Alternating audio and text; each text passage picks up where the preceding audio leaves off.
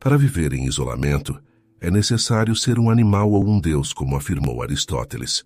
Nietzsche adiciona um ponto de vista, sugerindo que, na verdade, é preciso ser ambos.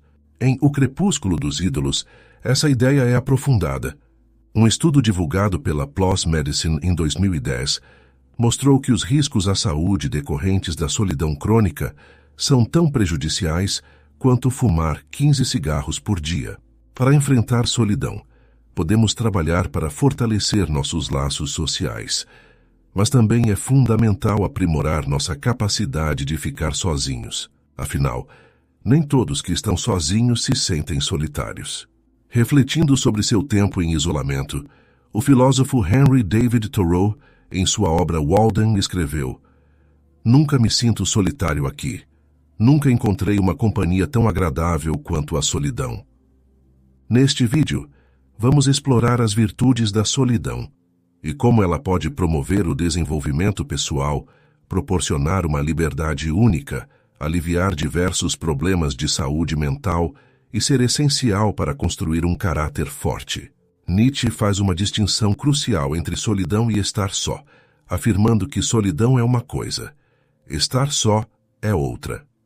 Em Solitude, a Philosophical Encounter, o filósofo Philip Koch define solidão como um período de experiência separado das outras pessoas, em termos de percepção, pensamento, emoção e ação. Solidão é simplesmente um estado de experiência, onde outras pessoas não estão presentes, e isso é fundamental para a verdadeira solidão. Muitas figuras históricas alcançaram seu status lendário, aproveitando os benefícios de longos períodos de solidão.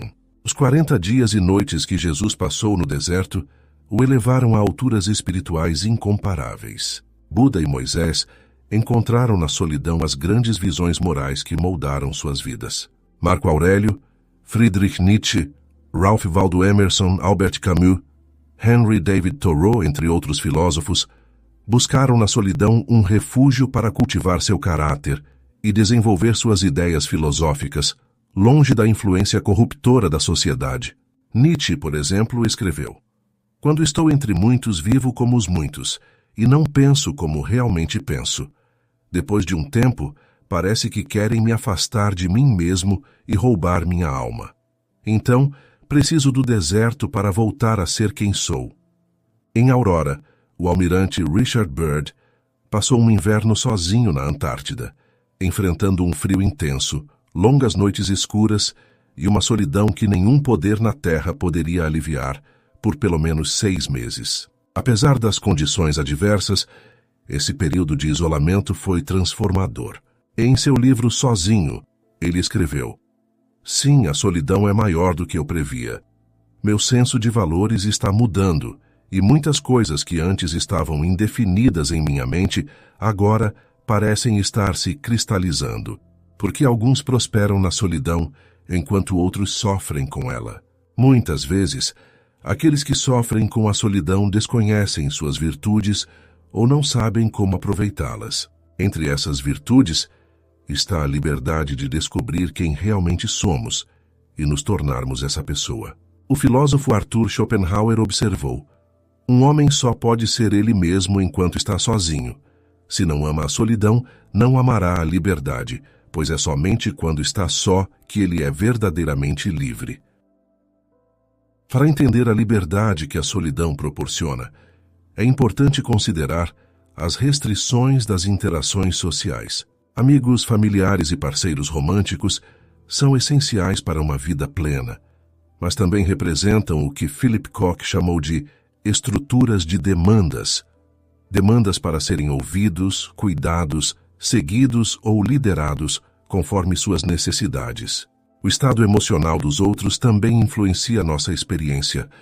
Pessoas alegres nos elevam, enquanto o mau humor pode nos derrubar. Nosso estado emocional muitas vezes depende das pessoas ao nosso redor. Como observou R.D. Laing: "Eles não estão se divertindo, então eu também não posso." Divertir-se depende de criar um ambiente onde os outros também se divirtam. Se eu conseguir fazer com que eles se divirtam, então posso aproveitar esse momento junto com eles. No entanto, Fazer com que os outros se divirtam não é algo espontâneo. É um trabalho árduo. Até mesmo pessoas desconhecidas influenciam nossa experiência. O filósofo Jean-Paul Sartre sugere imaginar que estamos sozinhos em um parque, apreciando as árvores, o sol e os pássaros. Nesse momento, esses elementos parecem existir apenas para nós. Mas quando outra pessoa se senta em um banco próximo, nossa percepção muda. Nos tornamos conscientes de que agora somos um objeto na consciência de outra pessoa, interrompendo nossa conexão idílica com o ambiente. De maneira semelhante, o psicólogo William James destacou o sentimento de decepção que surge em um caminhante solitário quando avista outra pessoa se aproximando. Ele imediatamente se sente mais autoconsciente, menos livre e menos capaz de simplesmente ser. Isso é o que Sartre quis expressar com a frase "O inferno são os outros". Como ele escreveu, "Pela mera aparição do outro, sou forçado a me enxergar como um objeto, pois é como um objeto que apareço para o outro, o ser e o nada. Todas essas restrições desaparecem na solidão, pois ela é marcada pela ausência de limitações e por uma liberdade que não se encontra nas interações sociais. Na solidão, somos livres para desfrutar do nosso entorno, sem a consciência perturbadora de que somos um objeto no campo perceptual de outra pessoa. Podemos fazer o que quisermos, quando quisermos. Somos livres para pensar e sentir qualquer coisa, seguindo nossas paixões, sem nos preocupar com o julgamento alheio ou se estamos atendendo às expectativas dos outros. No início, essa liberdade pode parecer estranha. Ninguém para limitar suas ações de nenhum lado. Philip Koch, em Solitude, A Philosophical Encounter, reflete sobre essa sensação. O filósofo inglês William Hazlitt costumava fazer longas caminhadas sozinho, simplesmente para desfrutar da liberdade que a solidão oferece. Como ele observou, a alma de uma jornada solitária é a liberdade perfeita para pensar, sentir e fazer exatamente o que se deseja, pelo menos uma vez. Hazlitt gostava de fazer tudo à sua maneira, e isso só era possível quando estava sozinho, conversas à mesa.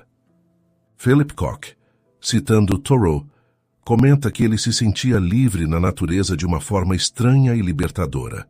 Mas por quê? Um ponto óbvio é a fuga dos controles sociais que governam toda a vida interpessoal. Na solidão você pode gritar fogo a qualquer momento e até fazer isso nu se desejar. Certamente a liberdade de movimento é uma metáfora universal para a liberdade espiritual que a solidão proporciona, onde nossos espíritos podem vagar, divagar, saltar ou voar. Quando estamos sozinhos e livres das restrições sociais que limitam nossa experiência, podemos nos envolver no que Philip Koch chamou de sintonia consigo mesmo. Ele explicou que essa sintonia é melhor caracterizada pela imagem do fluxo livre. O fluxo de consciência de pensamentos, desejos e emoções, sem qualquer sensação de censura ou gestão, junto com um acesso livre às suas origens. Solitude, A Philosophical Encounter. Ao nos abrirmos para a gama completa de nossas emoções, pensamentos, desejos e imagens internas, nos conectamos com aspectos de nossa identidade que enterramos sob as máscaras sociais que usamos quando estamos perto de outras pessoas. Na solidão, somos livres para tirar essas máscaras, pois não há ninguém para ouvir ou responder exceto a voz de nossa própria consciência. Após um período longo e desafiador de isolamento, a romancista May Sarton experimentou essa liberdade interna e a importância de estar em sintonia consigo mesma. Depois de um período prolongado em completa solidão, a escritora May Sarton refletiu, em Diário de uma Solidão, que começou a sentir o retorno a uma parte profunda de si mesma, uma parte que havia sido muito ferida e absorvida para funcionar plenamente por muito tempo. O filósofo americano Thomas Merton, em A Vida Silenciosa, ressoou com essa ideia ao afirmar que, embora nem todos os homens sejam chamados a serem eremitas, todos precisam de um silêncio e solidão suficientes em suas vidas para permitir que a voz interior de seu verdadeiro eu seja ouvida. pelo menos ocasionalmente. Quando essa voz não é ouvida, a vida se torna miserável e exaustiva. Se um homem é constantemente afastado de sua própria essência, trancado fora de sua solidão espiritual, ele deixa de ser uma pessoa autêntica. Ele deixa de viver como um ser humano pleno. As vozes que ouvimos na solidão, entretanto, nem sempre são agradáveis. Às vezes, estar em sintonia consigo mesmo significa reviver traumas passados e enfrentar emoções dolorosas, medos e ansiedades que temos evitado ao nos distrairmos com a sociedade. Esse estado de sintonia interior nem sempre é alegre ou sereno. Pode envolver sentir com uma intensidade devastadora os conflitos, as raivas e as percepções da mortalidade que tentamos negar. Anseios, ciúmes, dependências e afastamentos podem surgir com segurança, quando as pessoas sobre as quais poderíamos descarregá-los de maneira errada, perigosa ou tola estão ausentes. Philip Koch, em Solidão, um encontro filosófico, observa que, embora esses conflitos e emoções possam causar sofrimento, seu surgimento nos oferece a oportunidade de confrontá-los conscientemente. Se aproveitarmos essa oportunidade para sentar em silêncio e permitir que nossas ansiedades e emoções nos invadam, podemos processá-las, resolvê-las, liberá-las e curar os problemas de saúde mental que elas podem ter causado. Como Albert Camus observou, quando um homem aprende a permanecer sozinho com seu sofrimento e a superar o desejo de fugir, ele tem pouco mais a aprender. Esse poder de cura da solidão não é exagero. O médico japonês Shoma Morita desenvolveu uma forma de psicoterapia baseada nos princípios do Zen budismo, que dispensa intervenções terapêuticas e farmacológicas em favor de proporcionar ao paciente um ambiente de solidão, onde ele é forçado a confrontar o sofrimento que tem evitado. Como Ilsa Veit explica, quando chega ao hospital, o paciente neurótico deve ter repouso absoluto por até uma semana. Durante esse tempo, ele não tem permissão para se associar com ninguém. Ele não deve ler ou escrever, fumar, telefonar, ouvir rádio ou assistir televisão. O paciente é deixado sozinho com sua doença até que ele e sua doença se tornem um só. Ele deve aceitar sua doença em completa solidão. A maioria das culturas do passado reconhecia as grandes virtudes da solidão, e em algumas, a solidão era até mais valorizada do que a socialização. Entre os índios Tarahumara da Sierra Madre, no México, o professor Job Ruffel observou quase um culto à solidão. Ele relatou que um garotinho de 6 anos poderia levar sua ração de pinole, milho moído em pó, e desaparecer com as ovelhas por 1 ou 2 semanas, sem ver uma única pessoa antes de retornar. Esses índios estavam tão acostumados a levar vidas solitárias que se sentiam constrangidos e perdidos quando precisavam conversar com outros. Mesmo em culturas onde a vida era mais comunitária, indivíduos passavam por longos períodos de solidão para facilitar grandes transições na vida. Por exemplo, as jornadas solitárias faziam parte integrante dos ritos de passagem, nos quais um adolescente se tornava homem.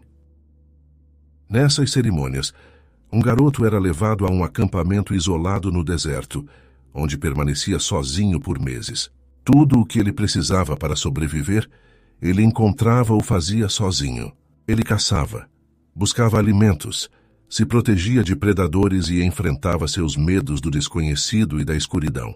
Durante esse tempo, ele passava por um processo de sintonia consigo mesmo. Confrontava e superava sua solidão, ansiedades e dependências, transformando sua mente de um inimigo indomável em um amigo confiável. Apenas aqueles que tinham sucesso nessa jornada solitária eram considerados verdadeiros homens pela comunidade. Como James Hollis escreve em Sobre a Sombra de Saturno, o isolamento ritual é uma introdução a uma verdade central. Não importa quão tribal nossa vida social seja, estamos na jornada sozinhos e devemos aprender a buscar força e consolo dentro de nós mesmos. O garoto aprendeu a depender de sua inteligência, coragem e armas, ou pereceu.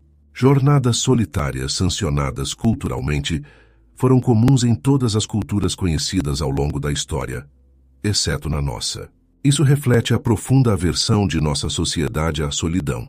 Em vez de ser vista como um presente precioso, muitos veem a solidão como algo a ser suportado entre interações sociais ou relacionamentos. Pior ainda, a solidão é frequentemente vista como algo a ser evitado.